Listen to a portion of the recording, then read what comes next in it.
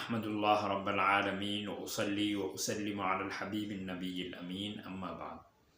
প্রিয় দর্শক শ্রোতা, আমাদের নিয়মিত আয়োজন হাদিসের পাঠের আজকের পর্বে সবাইকে স্বাগতম।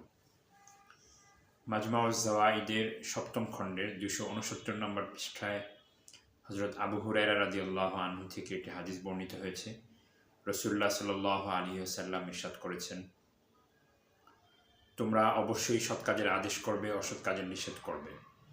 যদি তা ছেড়ে দাও তাহলে আল্লাহ তাআলা অবশ্যই তোমাদের উপর তোমাদের মন্দ লোকদেরকে শাসক হিসেবে চাপিয়ে দিবেন।